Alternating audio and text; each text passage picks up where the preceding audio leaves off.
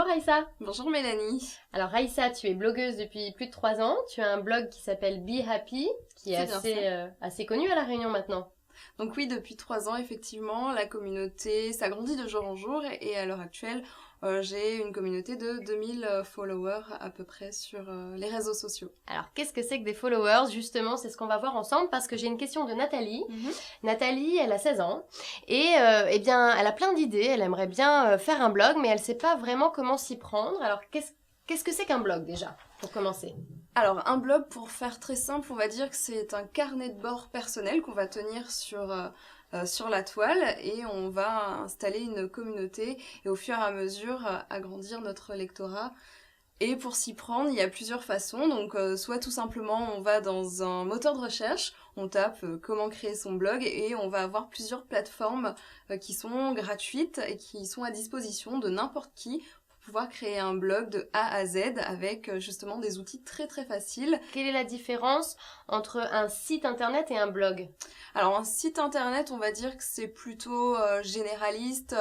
On le fait pour une marque, pour une entreprise, quand on a une culture d'entreprise. Un blog, je pense que c'est beaucoup plus personnel. On peut parler de ses opinions, mettre en avant ses idées, ses pensées, chose qu'on ne peut pas forcément faire sur un site internet puisqu'il faut modérer ses propos par rapport à plein de choses.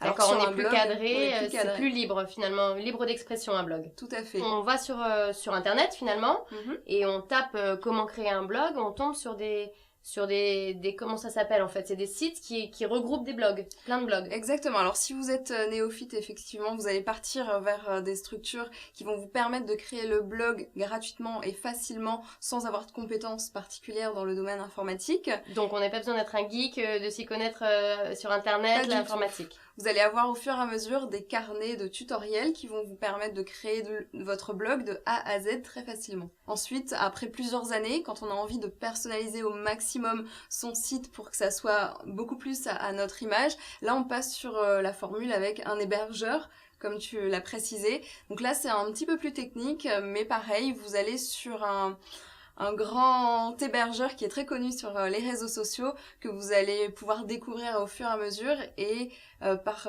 cet outil vous allez pouvoir passer à un stade supérieur.